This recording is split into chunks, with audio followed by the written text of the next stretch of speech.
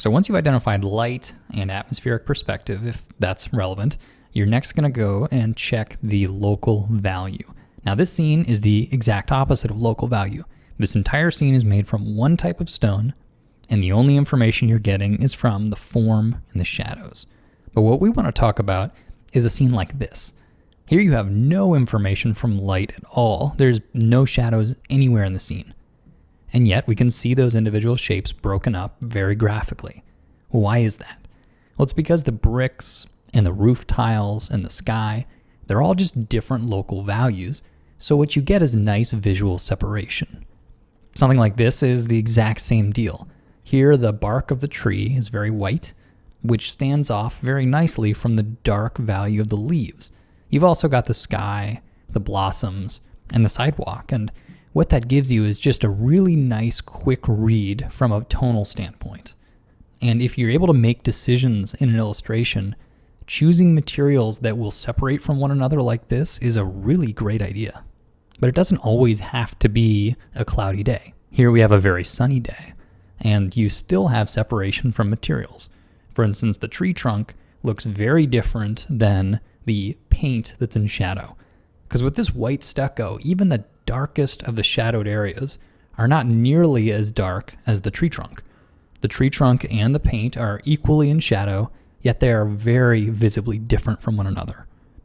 So when you are making an illustration and debating how dark should the shadows on my white paint be, well, there's no obvious answer, but the way I like to do it is to just look at photo reference.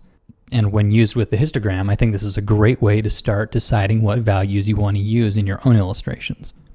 And then you have something like this, where you have very graphic lights and darks. You have a light costume surrounded by a dark painted object. He also has a dark haircut and dark glasses. So what that gives you is a nice initial read with very clear visible shapes. But then if you linger on any of them, you see that there's cool details inside. And the same exact thing can be said about this costume, a very dark costume against a light background. Also, she has very light skin. Same deal here. It's a light environment and a dark costume. As just a sense of design, these are smart choices. If you're making an illustration, this would be a very clear approach. It's not to say that this is any more or less realistic. This is just a way to make your character separate from the background. And it's all about choosing the local value wisely. So once you've established the local value, the next step I like to think about is, what does the surface feel like? And for now, we're not going to be talking about glossy things, but we're going to be talking about matte finish objects that are bumpy. So with these rocks, you have a great example of this. These are essentially the same sphere we've been used to rendering. You could imagine this as a very flat, sort of 3D generated object. It's a cloudy day, so you don't have terminators, but it's just a matte finish rendering. But you and I can tell the difference between the sand and the rock, and they're essentially the same local value. So how can we tell the difference? Well, the cracking pattern on the rocks is a dead giveaway. So essentially we have a shallow overlay on top of the overall rendering. So it's important to think about it in this way. The overall rendering is going to be the most dominant. Now, any surface information like the cracks in this rock is going to add to that overall plane change. But ultimately, if you squint your eyes, you're still going to essentially be looking at the matte rendering. So don't get carried away with adding contrast in these details. And then of course, after the cracks, there's also little indentations from weathering, and you could go to town on the details. But I like to think of this sort of bumpiness as a separate entity from the overall value pattern. These rocks are another great example because they have sort of a layered, chiseled look to it. And I'm actually really glad that they took this photo on a sunny day. You can tell it's a sunny day because of the shadow cast by the hammer. From a local value standpoint, this rock is pretty boring, but where the interesting surface information comes from are these layers, the stratification.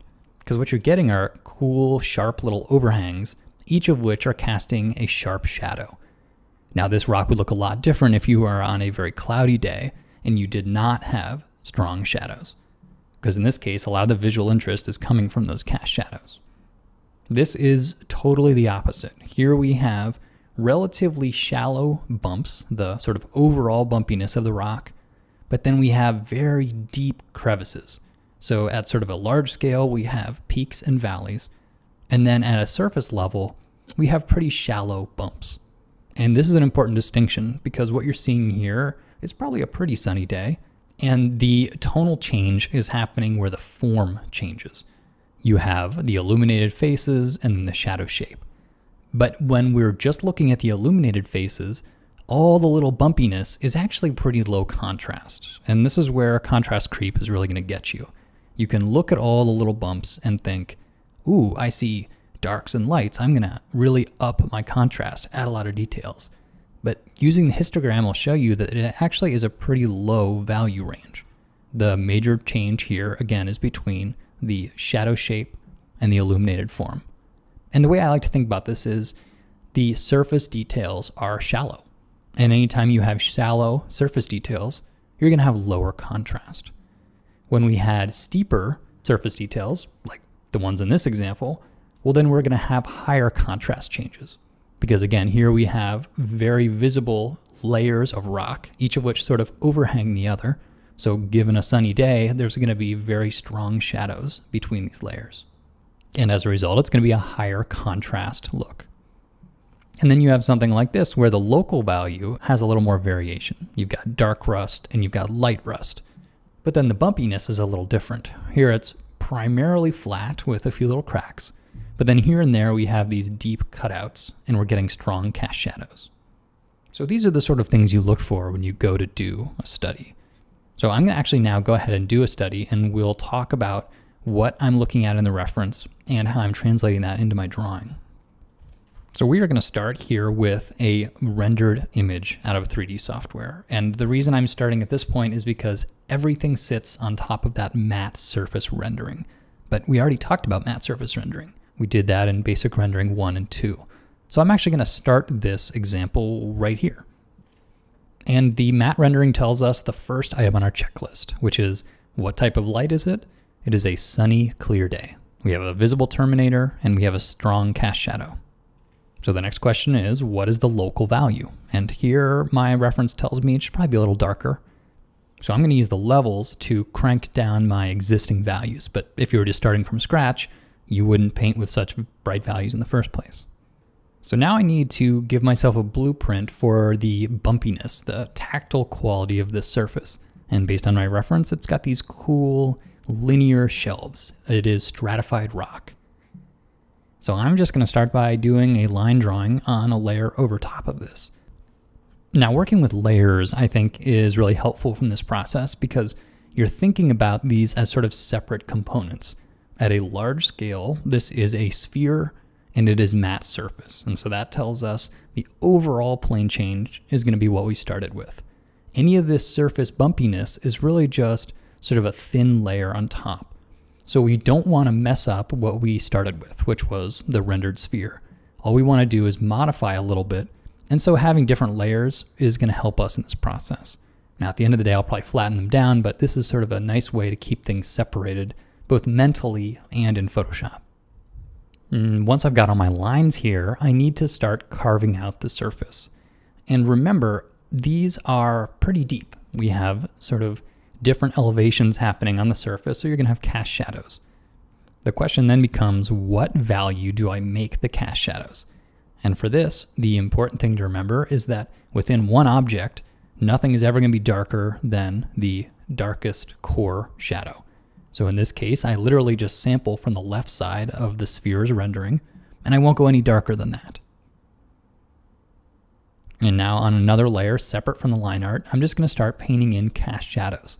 So this is taking the overall plane change that I started with the sphere, and then starting to do some sort of shallow cuts. I'm giving a sense of the bumpiness, even though it doesn't overwhelm the overall plane change. That's the most important part. This is just polish. And now I'm actually going to hide that for a second because I want to disrupt this terminator a little bit. This, after all, is a rock. It's not a sort of polished sphere. So I'm just going to disrupt that transition and make it a little bumpier, a little more faceted. But since this is a separate layer from my cracks and crevices, it's easy to combine these two. Now at this point, I noticed that I've overlooked part of the local value of the reference, and that's these little white veins in the rock. These have nothing to do with light, they have nothing to do with bumpiness, they are just a different color of mineral. And for that, I'm just gonna use a screen layer, which is just gonna lighten everything. So I'm gonna paint with a solid color and put these veins into place. And what it does is just lighten any value that's underneath it. And I happen to be doing this underneath the cracks and crevices layer, and that just sort of makes my job a little easier. It's kind of easier for me to mentally keep these things separated, so if I want to tweak them at the end, they're all isolated.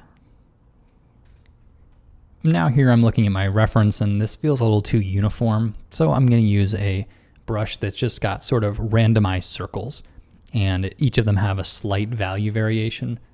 And the end result is it gives it a little more of a faceted, planar look, like little micro changes in the surface are catching the light in slightly different ways. Now at the end, I like to make sure the values are looking good, and to do that, I will use the levels adjustment at the top of the layer group, so it's affecting all the paint underneath. And then when I'm happy with it, I'm actually going to paint on one layer outside of this mask, because this would not be a perfect sphere in the silhouette. This has bumps and crevices and cracks. So I'm going to go ahead, now that I'm sort of happy with the texture, and I'm going to change up that silhouette a little bit. I'm going to cut in here and there and extrude a little bit just to give it a nice naturalistic look. And that's it. So I did not use any photo texture, but instead I just went through the checklist. And that's why I want to approach each of these concepts from a modular standpoint. If we can think about each of these properties independent from one another, it'll allow us to extrapolate much more easily. Because I never explained why it is I'm painting on a sphere. Clearly this is not the same shape as my reference, but this is a little test for me. This says I understand my reference well enough to wrap it around a different object. Now in this case, the object is pretty simple, it's a sphere, but the point is it forces me to really know the material, not just copy what I'm seeing, because that's what we're gonna need to do when we're illustrating. So let's continue the checklist and start to talk about a few more properties.